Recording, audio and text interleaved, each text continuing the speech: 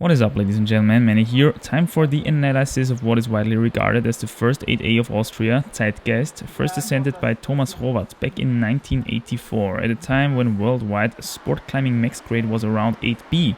I think Jerry Moffat was pushing grades hard over in the Brits, leading to the first 8A worldwide in 1983, if I am not mistaken. Anyway, just to let you know, we are working not only with a very interesting line here from a technique and strategy point of view, but also from a historical point of view. The about 20 meters of climbing can be divided into 3 sections. Power Endurance start, which contains the main crux, after which you get a decent rest, followed by a demanding midsection, leading into another okay rest, and this is followed by the top section to the anchor.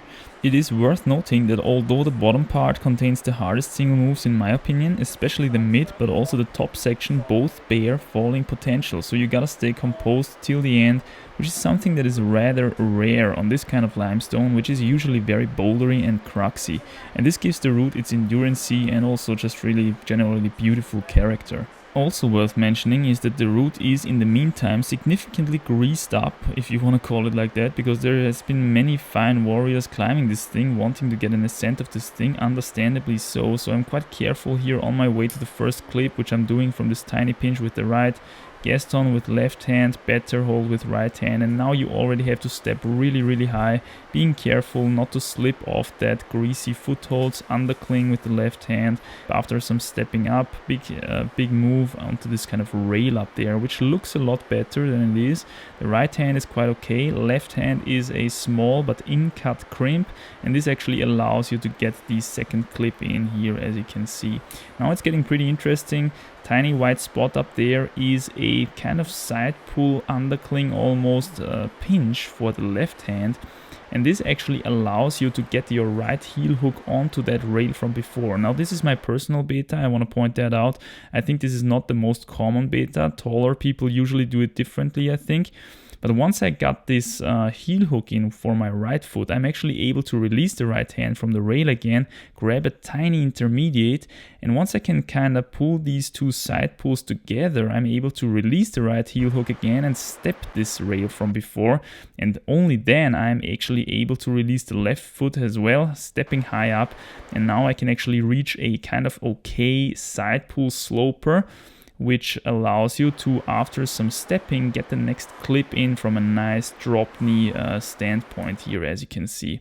Short shakeout and chalk up with the left hand, and this next edge that I'm crimping here with left is actually worth remembering because we're gonna use it later on as well. Again, tiny little shallow pinch with the right hand, kind of slopey and greasy already, and now instead of some complicated stepping up, I'm just simply pulling my legs up because it's a lot faster that way, and I'm stepping a super greasy foothold here with my right foot. Very crucial for making the next move into this kind of shallow side pull edge with the right hand. Now this is actually one of the hardest moves in the first sequence for me personally, I think.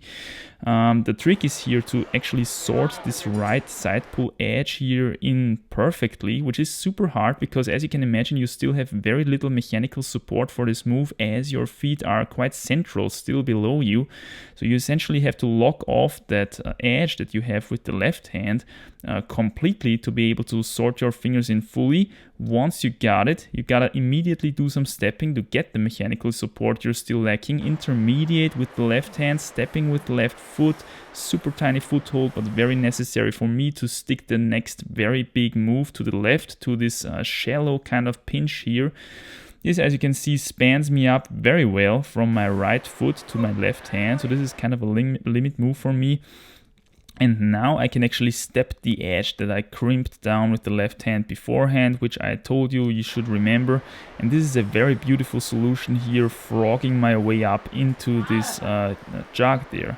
I think the standard solution actually, especially for taller people, is to simply jump to the jog from the right edge that I had beforehand with the left hand, which makes for a pretty good and spectacular dyno.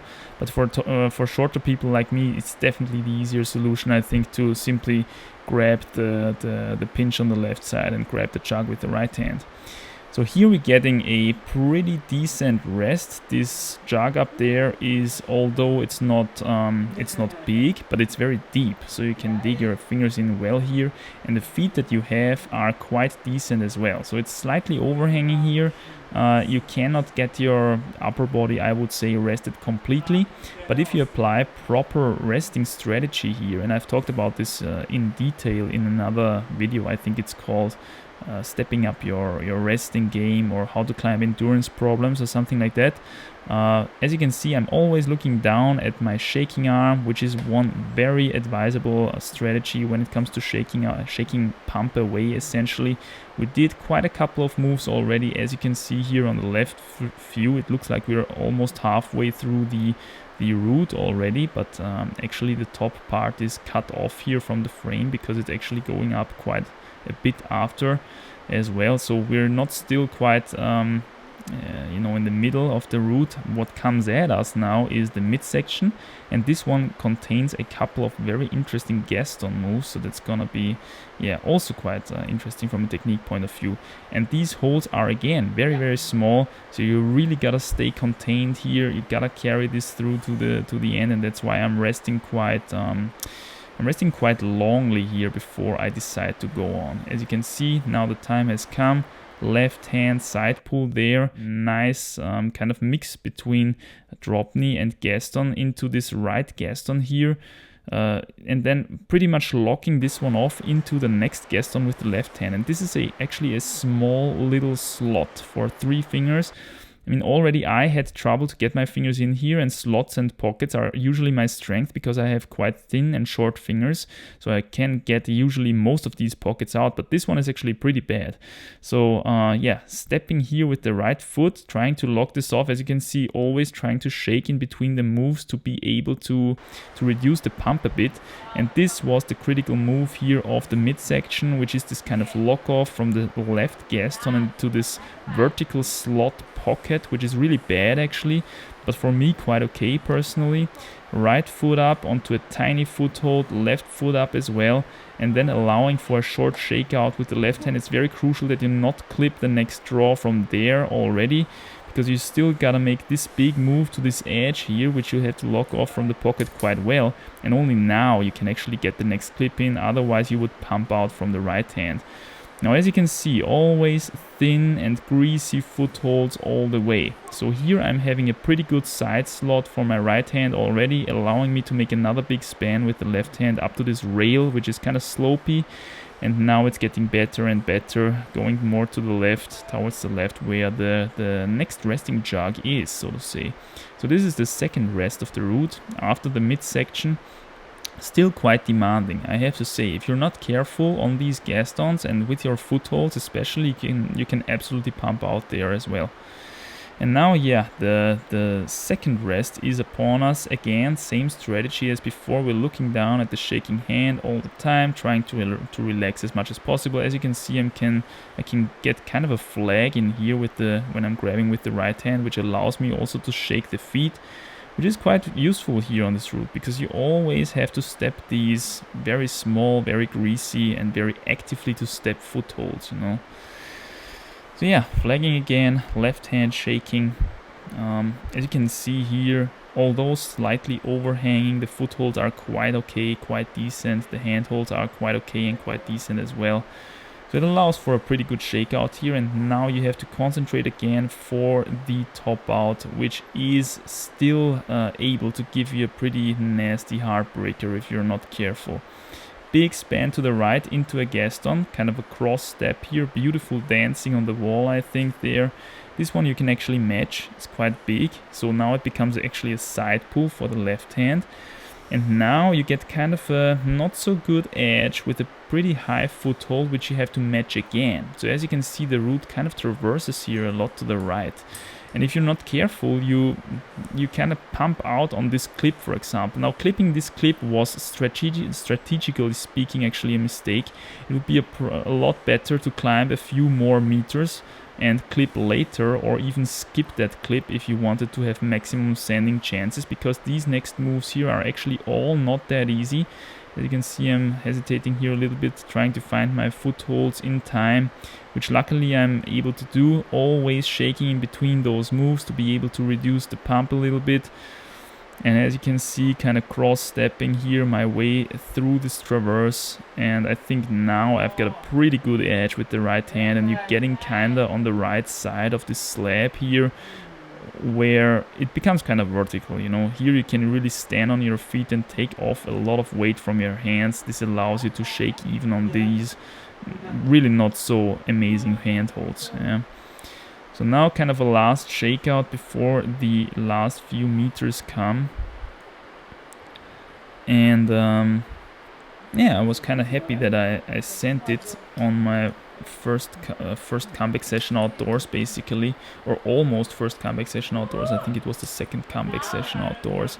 But this is actually a real classic, and how I had it in mind, I had a pretty tough one-day ascent battle back in 2018, I think, when I climbed this for the first time, when I red pointed it for the first time.